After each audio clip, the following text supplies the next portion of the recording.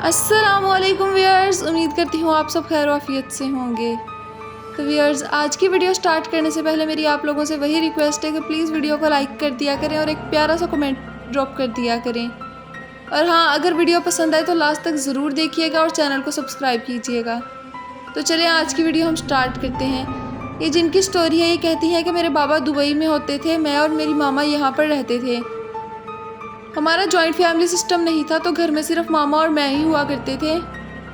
कहती हैं कि मैं इकलौती बहन थी, जिसकी वजह से मुझे अकेले रहने की इतनी ज़्यादा आदत हो गई कि मेरे पास भी कोई होता तो मुझे ऑकवर्ड लगता, मैं बहुत अनकंफर्टेबल हो जाती।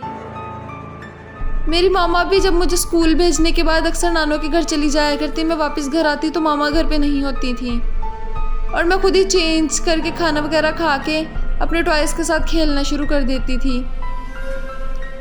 लेकिन वो जो हमारा घर था वो बुरे असरात के ज़ेरे असर था, तो उन असरात ने मुझ पर भी इफ़ेक्ट करना शुरू कर दिया। मेरे बाबा ने मामा को ये चीज़ बताई हुई थी, लेकिन मेरी मामा ने लापरवाही की और वो मुझे अक्सर घर में अकेला छोड़कर कहीं चली जाया करती थी। वो जो भी चीज़ थी वो मेरी गुड़िया के ज़रिए मेरे साथ इतनी फ्रैंक हो गई कि मुझे अब मेरे पास कोई आता मुझे बुरा लगता, क्योंकि जब मेरे पास कोई आता मेरी गुड़िया मुझसे बातें करना छोड़ देती, वो मेरे साथ खेलती नहीं। और जब मैं अकेली होती तब मेरी गुड़िया मेरे साथ बातें करती और मेरे साथ खेलती, जिसकी वजह से अब मुझे लोगों का मेरे पास आना पसंद नहीं था, क्योंकि मुझे चिढ़ होती थी कि जब ये मेरे पास आते हैं मेरी गुड़िया मुझसे बातें करना छोड़ देती है। जब मैं 7 साल की हुई तो मुझे ये चीज़ें आहिस्ता आहिस्ता समझ आने लगी कि ये गलत हो रहा है मेरे साथ, ये ठीक नहीं है। लेकिन अभी मैं बच्ची थी, मुझे गुड़िया का मेरे साथ खेलना बहुत अच्छा लगता। मैं गुड़िया के साथ खेलती रहती, मामा को अक्सर बताती, मामा मेरी बातों को मजाक में लेती और सीरियस न लेते हुए इग्नोर कर देती। उनको बस यही होता कि मैं स्कूल जाऊं और वो नानों पास चली जाएं, क्योंकि वो भी घर में अकेले रहना पसंद नहीं करती थी। ऐसे ही दिन गुजरते गए। जैसे जैसे मैं बड़ी होती गई इन चीज़ों ने मुझे ज़्यादा परेशान करना शुरू कर दिया। ये चीज़ें मुझे बचपन में परेशान नहीं करती थी, क्योंकि मैं अपने टॉयज़ के साथ खेलती थी और ये उनके ज़रिए मुझसे बातें करती थी, मेरे साथ खेलती। लेकिन अब जब मुझे समझ आई कि नहीं ये सब कुछ गलत हो रहा है मेरे साथ, मैंने इनके साथ खेलना छोड़ दिया, अपने टॉय साइड पे कर दिए। मेरी उम्र 12 साल हो चुकी थी, लेकिन अब ये चीज़ें मुझे परेशान करती। बाकायदा अक्सर रात को मेरे बेड पे ठोकर मार के जाती, मेरी चलती हुई लाइट को बंद कर देती। मैं ब्लैंकेट मुंह के ऊपर लेती तो ब्लैंकेट उतार कर मेरा नीचे फेंक देती। मैं अपनी मामा के साथ नहीं सोती थी, मैं अलग रूम में सोती थी, मामा अलग रूम में होती थी। एक रात मेरे साथ ऐसा हुआ कि जब मैं सो रही थी तो मुझे ऐसा लगा जैसे किसी ने आकर मेरा गला दबा दिया हो। मेरी खौफ के मारे आंख खुल गई। मैंने देखा तो वहाँ पर मुझे एक आदमी नज़र आया जिसका सर कटा हुआ था। मैं चिल्लाना चाह रही थी लेकिन मैं चीख भी नहीं सकती थी, उसने मेरा गला इतनी ज़ोर से पकड़ा हुआ था। और फिर उसने मुझे ऊंचाई से ले जाकर ज़मीन पर इतनी ज़ोर से फेंका कि मेरे पीछे बहुत बुरी तरह से चोट लगी। मैं जब चीखी तो मेरी मामा की आँख खुल गई। तब फजर का वक्त हो रहा था, शायद इसीलिए वो चीज़ मुझे छोड़कर भाग गई, वरना उस वक्त वो मेरी जान ही ले लेती। जब मैं चीखी मेरी मामा आई। मेरी मामा ने मुझे देखा तो मेरे बहुत बुरी तरह से पीछे चोट लगी हुई थी और मैं ज़ख्मी हो गई थी। मैंने मामा को ये सारी बात बताई। मामा को लगा कि शायद मैं मजाक कर रही हूँ, मैं ख्वाब में सोते सोते गिर गई हूँ। मामा ने फिर भी मेरी चीज़ों को सीरियस नहीं लिया कि मैं शायद सच्ची कह रही हूँ। जब मैंने बाबा को बताया तो बाबा को मेरी बातें समझ आ गई। बाबा ने कहा कि कराची में जो हमारा घर है तुम इसको लेकर वहाँ चली जाओ, वहाँ पर हमारे कुछ और रिलेटिव्स भी रहते थे। मेरी 2 खाला की शादी वहाँ हुई थी। मामा मुझे लेकर वहाँ चली गई। वहाँ जाकर भी मैं काफ़ी ज़्यादा डिस्टर्ब रही, क्योंकि वहाँ जिस दिन हम लोग गए हैं उससे अगले दिन मुझे पता चला कि हमारे साथ वाले घर में हमारे रिलेटिव्स रहते थे, उनमें से एक अंकल ने सुसाइड कर ली।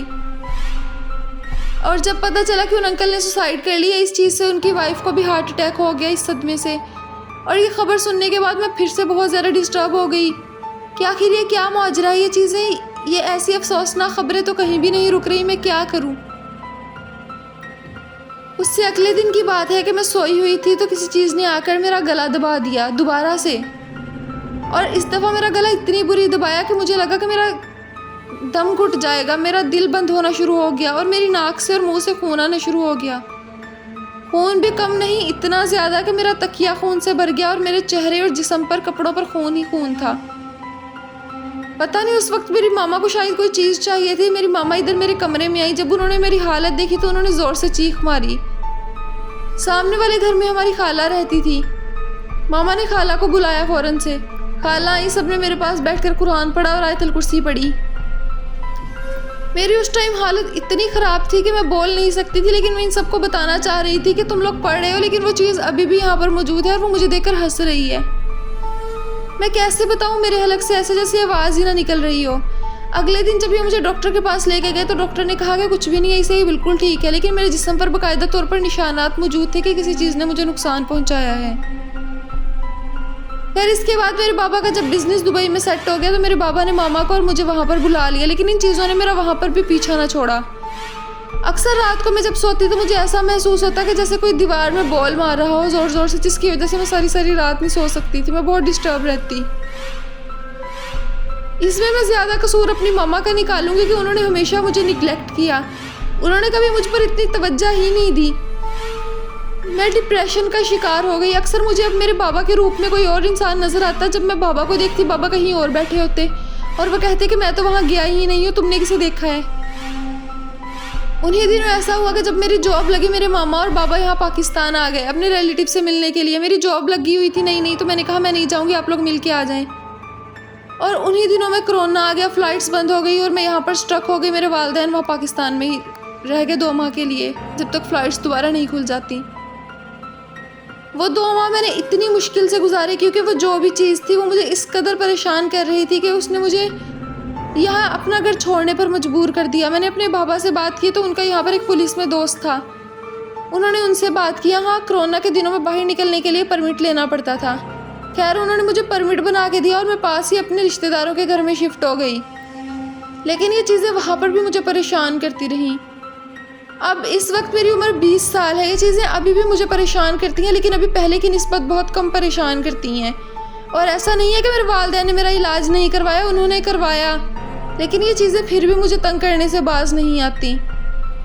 कुछ ऐसे आलिम हजरात थे जिन्होंने मुझे तावीज़ बना कर दिया, लेकिन हैरत की बात यह थी कि वो तावीज़ 2 दिन के बाद खुद ही कहीं ना कहीं गायब हो जाता और समझ नहीं आती थी कि वो तावीज़ आखिर गया कहाँ है। ये चीज़ें ऐसे ही चलती रहीं और मैं इन्हीं चीज़ों के दरमियान बड़ी हो गई। अब मुझे इन चीज़ों से खौफ नहीं आता, लेकिन हाँ, ये चीज़ें अक्सर मुझे परेशान ज़रूर करती हैं। और ये कोई एक आधा जिन नहीं है, ये जिन्नात का पूरा एक कबीला है, क्योंकि मैंने एक औरत को भी देखा है, एक सर कटे हुए मर्द को देखा है और काफ़ी सारे बच्चे भी हैं जो मैंने अक्सर अपने इर्द गिर्द खेलते और रोते हुए देखे हैं।